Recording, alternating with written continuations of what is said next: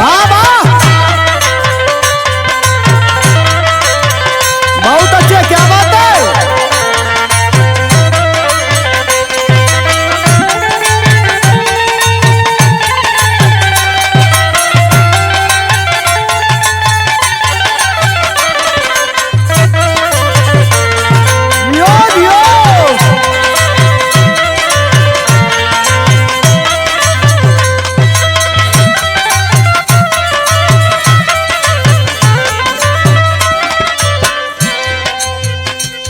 अच्छा साथियों, हम भोजपुरी लोकगीत बिरहा गायक जेपी यादव पूजा राज रोशन ऑफिशियल चैनल पे ये एक रोपनी गीत भेजा तानी।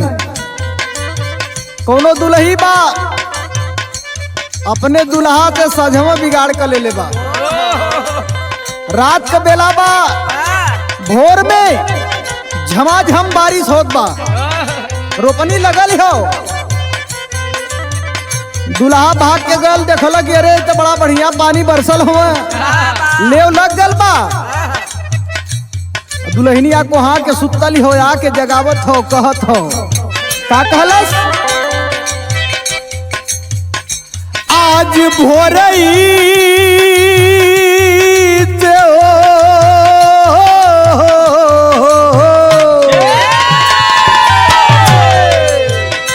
आज भोरई से परता फुहार गोरी, हो जा तैयार गोरी ना।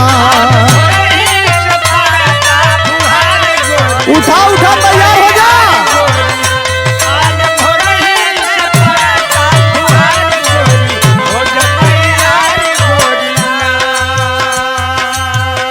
अरे बौरई वही सुतल है, देखा तो दुनिया आगे जाके खेत में ले लगौले बा। बात माना मोरी धनिया सब ही करेला रोपनिया।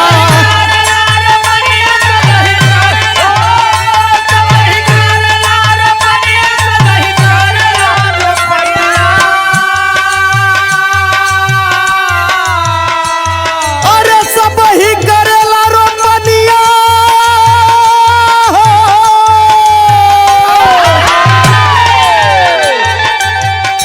सब ही करेला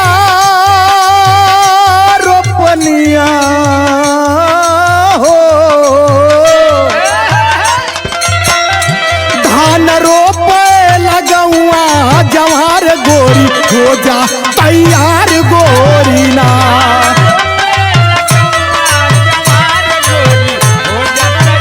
क्या बात है।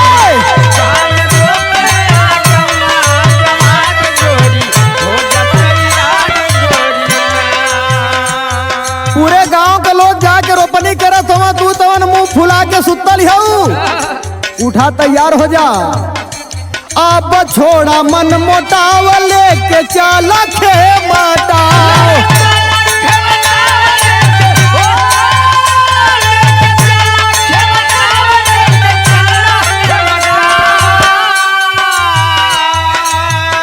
हो लेके चला खेमटा,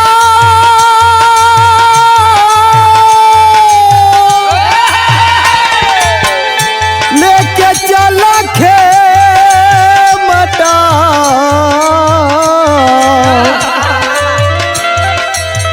होले वाला गलबा खेतवा मझार गोरी, हो जा तैयार गोरी ना।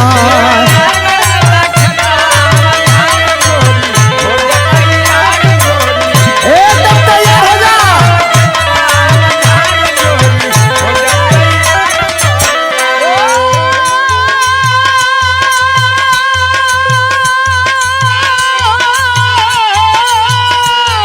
जाओ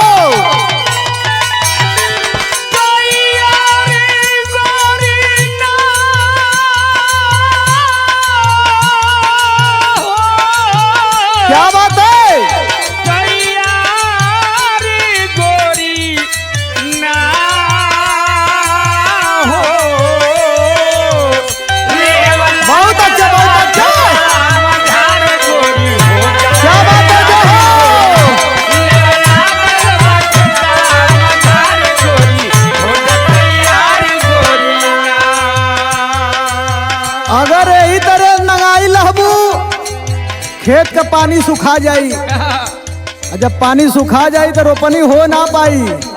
ए लिए सुना है, भरल खेतवा में पानी काहे करलू नादानी।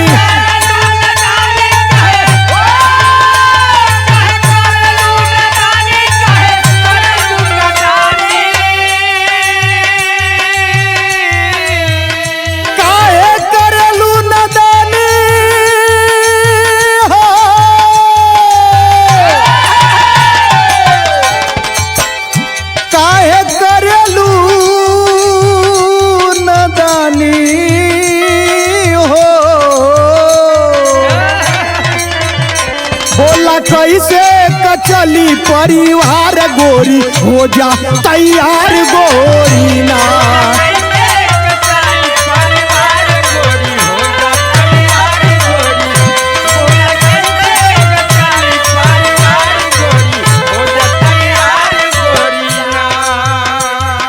अगर धान का बढ़िया फसल होई तो धान बाजार में बिकाई, अब बाजार में बिकाई तो फिर होई का।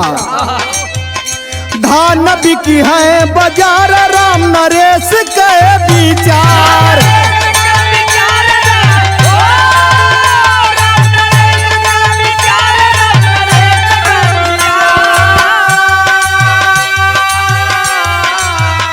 राम नरेश के विचार,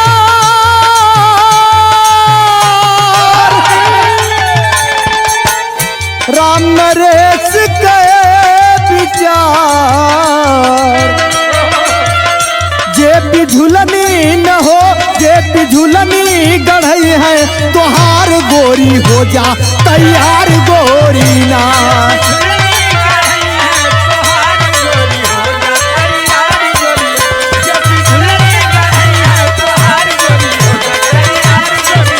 जे बिझुलनी गढ़ई है तोहार गोरी हो जा तैयार गोरी ना। जे बिझुलनी गढ़ई है तोहार गोरी हो जा तैयार गोरी ना।